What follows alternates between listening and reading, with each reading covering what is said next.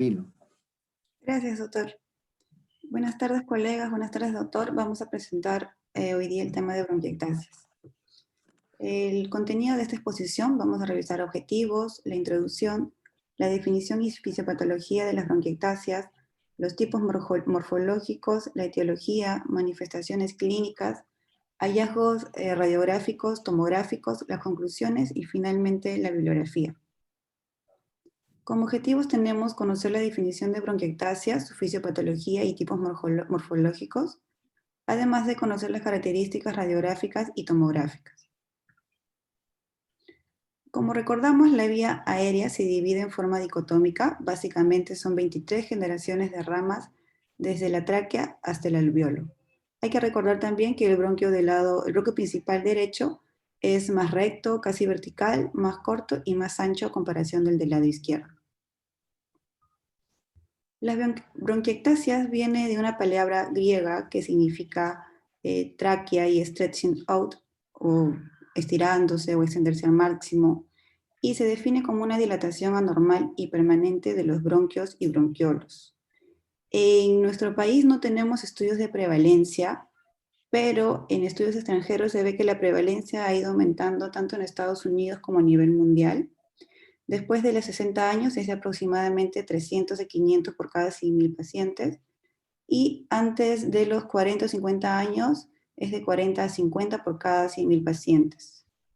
En el Perú son una entidad frecuente debido a su presencia como secuela de la tuberculosis, ¿no?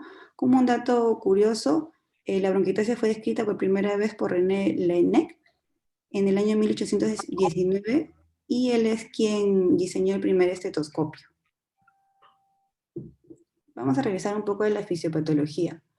Independientemente de la enfermedad de base, es la inflamación pulmonar asociada la que comienza con una cascada de eventos que van a conducir a la bronquiectasia.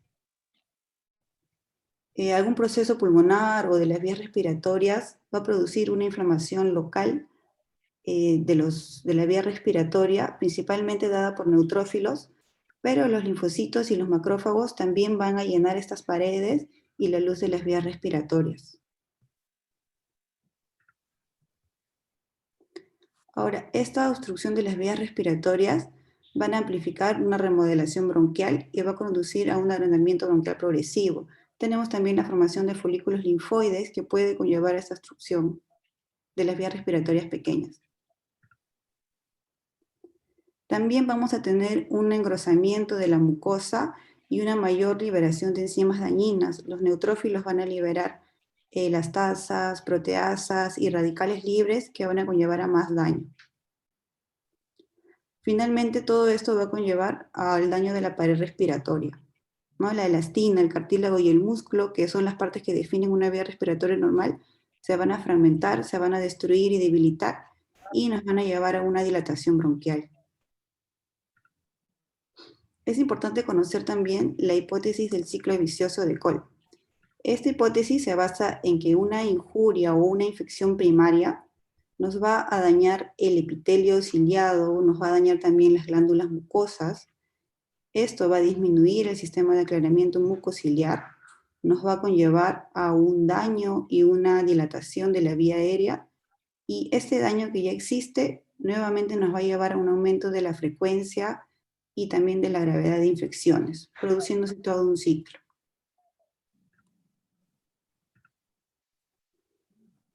¿No? Entonces, una infección inicial va a iniciar un proceso inflamatorio que va a dañar la pared de las vías respiratorias.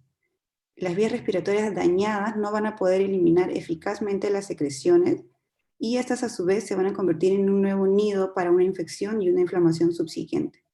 Las nuevas infecciones repetidas van a dañar aún más la pared de las vías respiratorias, van a empeorar las bronquiectasias y van a conducir a mayor infecciones. Ahora vamos a hablar de los tipos morfológicos. Este estudio se realizó en el año de 1950 por Reid, quien realizó 45 lobectomías en pacientes con bronquiectasias y describió los tipos morfológicos de bronquiectasias que se utilizan hasta hoy en día. La primera es la bronquiectasia cilíndrica o tubular, que es la forma más leve y se manifiesta como una dilatación bronquial uniforme, como lo vemos en esta tomografía, y una falta de disminución gradual de la luz. No tiene tortuosidad. Luego tenemos la bronquiectasia varicosa o varicoide. Esta bronquiectasia se caracteriza por contornos bronquiales irregulares con segmentos alternos de dilatación bronquial y de estrechamiento bronquial. Luego tenemos a las bronquiectasias saculares o quísticas. En estas los bronquios comprometidos muestran áreas focales de agrandamiento en forma de bolsa. Estos tipos morfológicos a menudo pueden coexistir en un solo paciente, ¿no? Acá tenemos un gráfico que muestra los grados de gravedad también de las bronquiectasias. Se dice que las cilíndricas son las más leves, las varicosas o varicoides moderadas y los saculares ya las más severas. Igualmente acá podemos ver los tres tipos morfológicos básicos de las bronquiectasias. Las cilíndricas, acá tenemos las varicosas, y aquí tenemos las saculares o quísticas. Acá igualmente, tubulares o cilíndricas, varicoides y las císticas o saculares. Quísticas, perdón.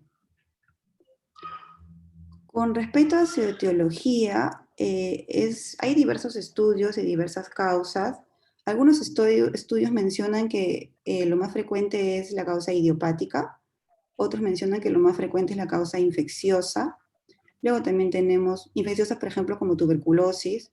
Tenemos condiciones también congénitas como la fibrosis quística, la discinesia axilar primaria, el síndrome de William Campbell. Tenemos también etiologías como la sarcoidosis, la fibrosis pulmonar, el síndrome de distrés respiratorio agudo. Además, en niños postinfecciosa puede ser debida a neumonía, a sarampión, a una infección por Bordetella pertussis, también a tuberculosis, ¿no? Con respecto a las manifestaciones clínicas, son inespecíficas en realidad. Puede ser también asintomático en pacientes que presentan un cuadro leve. Luego mencionan también, puede haber tos, esputo, hemoptisis en literatura internacional.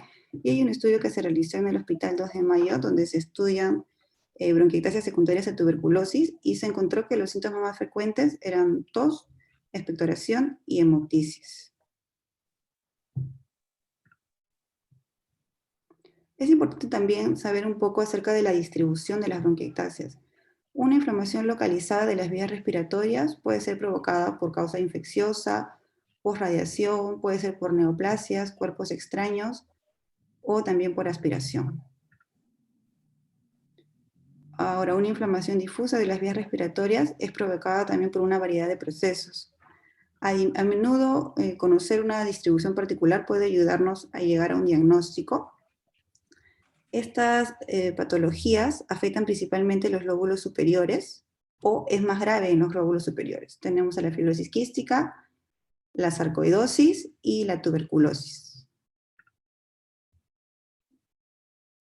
Las bronquiectasias del lóbulo inferior implican un proceso dependiente de la gravedad y es más comúnmente en aspiración o incapacidad para eliminar las secreciones.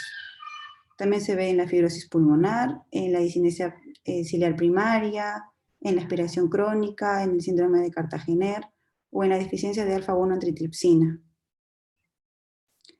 Y el predominio central significa que la bronquiectasia permanece cerca del ilio y se va a alejar de las superficies pleurales. Y se puede ver en la aspergilosis broncopulmonar alérgica. Con respecto a los hallazgos en imágenes, la mejor pista para el diagnóstico va a ser la falta de disminución de la luz bronquial. Y según el tipo morfológico de bronquiectasia, nos va a guiar sobre un espectro de gravedad. Si es cilíndrico, pensaremos en algo leve, varicosa moderada, y si es sacular o quístico, en algo severo. En los hallazgos tomográficos, tenemos las paredes bronquiales visibles como líneas finas y únicas o como opacidades lineales paralelas. En esta radiografía de tórax posterior anterior se ven las paredes engrosadas como opacidades lineales a través del corazón que están señalando las flechas amarillas.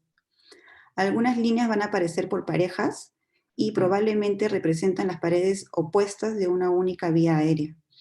Además, también podemos observar aquí el agrupamiento de los bronquios y el borramiento de la parte medial del hemidiafragma.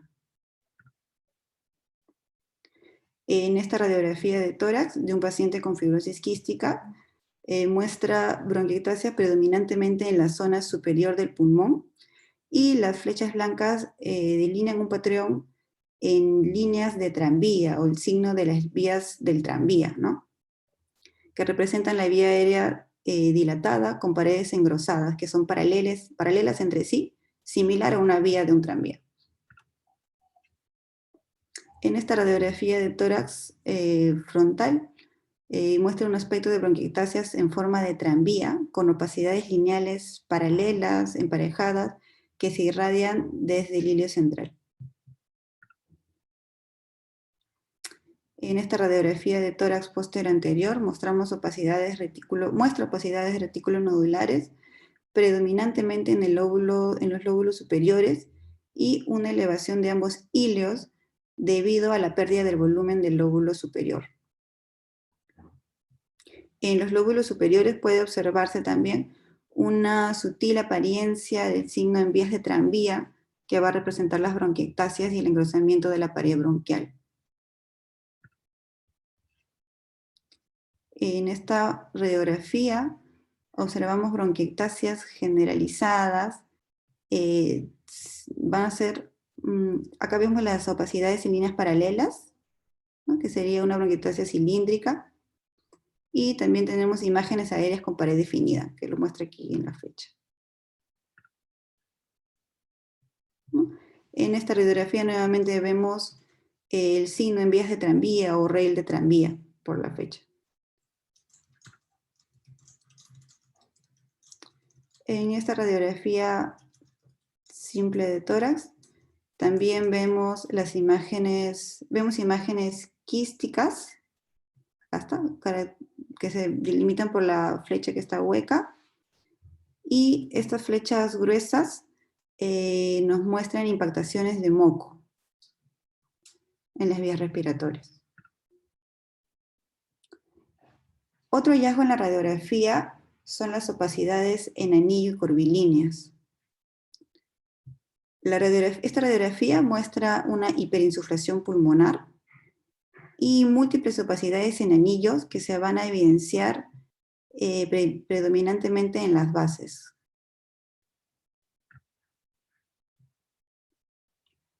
Otro hallazgo es vías aéreas con tapones de moco que van a producir sombras en banda. Esta radiografía de tórax posterior anterior es de un paciente con síndrome de Cartagener, que es un tipo de discinesia axilar primaria. Es una mujer de 62 años que tiene una historia de 40 años con tos, esputo crónico y disnea. Observamos opacidades pulmonares difusas, con muchas opacidades en anillo y opacidades en banda a través del corazón. En esta radiografía las flechas nos van a indicar las impactaciones de moco en la vía aérea. Otro hallazgo radiográfico en las bronquiectasias es los cambios de volumen. En las bronquiectasias generalizadas, como las que se asocian a la fibrosis quística, con frecuencia puede haber hiperinsuflación generalizada. Sin embargo, las formas localizadas pueden acompañarse de atelectasias, que puede ser leve y se puede detectar solo por agrupamiento vascular o desplazamiento de la cisura o borramiento de parte del diafragma, partes del diafragma. Aquí observamos bronquiectasias en el lóbulo inferior izquierdo y pérdida de volumen de este lóbulo inferior izquierdo. Acá vemos una radiografía de tórax normal y una radiografía de tórax posterior anterior con paredes de las vías respiratorias dilatadas y engrosadas, como lo marca la flechita blanca, en el lóbulo superior derecho. Esta radiografía es de un paciente con aspergilosis broncopulmonar alérgica. Con respecto a los hallazgos tomográficos, el diagnóstico de las bronquiectasias se realiza principalmente con tomografía y vamos a encontrar tres características principales: visualización de la vía aérea cerca de la pleura, falta de estrechamiento de las vías respiratorias y aumento de la relación del diámetro bronquiolo arterial.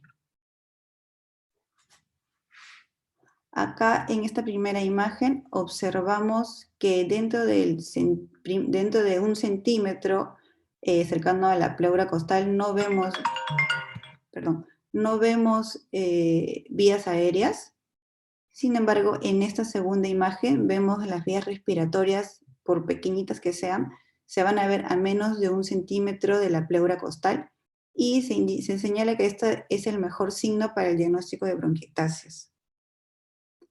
Es importante también mencionar que las vías respiratorias que se observan a menos de 1 centímetro cerca de la pleura mediastínica o incluso las que son paravertebrales pueden considerarse normales hasta en un 59% de pacientes.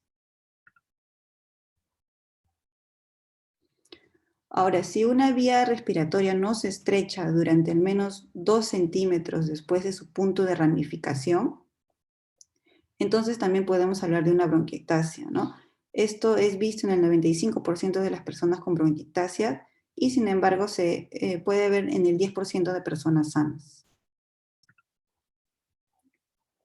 En esta tomografía de tórax en plano axial, vemos en la primera imagen que la vía aérea se bifurca y continúa del mismo,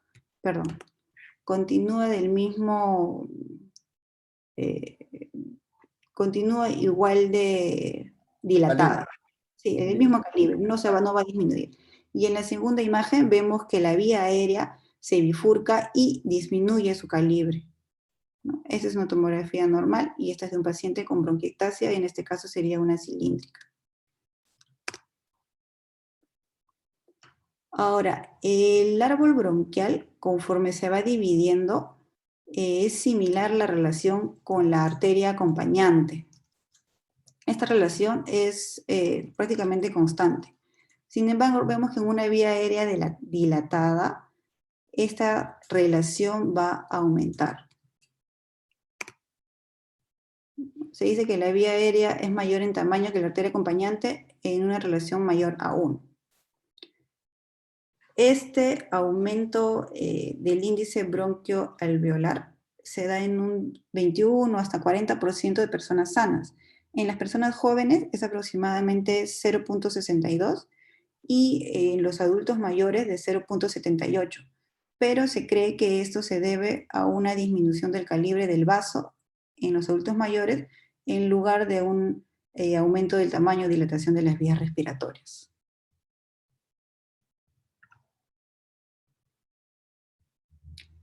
Es importante también conocer el signo de anillo de sello.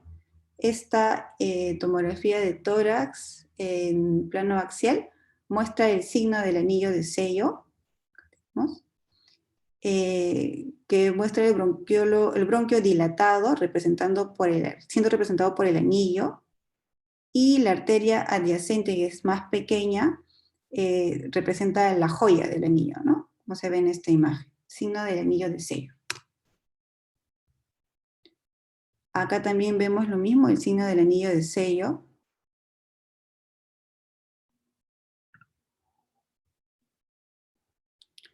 Y en esta imagen tomográfica reformateada de manera en plano coronal, muestra los bronquios dilatados, con paredes engrosadas, vemos bronquiectasias cilíndricas y también quísticas. En esta imagen vemos bronquiectasias quísticas agrupadas en forma de hilera. En esta tomografía de alta resolución vemos numerosas sombras anulares que representan las vías respiratorias dilatadas en el pulmón derecho y muchas de las cuales están parcialmente o totalmente llenas de secreciones.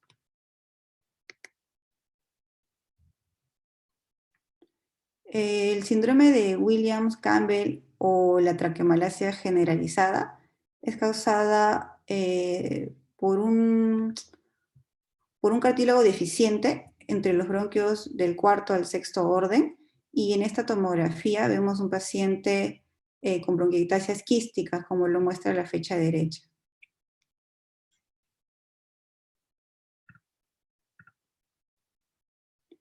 Bien, como conclusiones, las bronquiectasias son una dilatación local y irreversible de la pared del árbol bronquial y está presente en diversas patologías que debemos tener en cuenta al momento de leer nuestras placas, ya sea de radiografías o tomografías.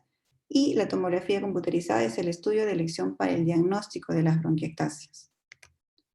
Esta es la bibliografía que he utilizado, doctor, y eso sería todo. Gracias.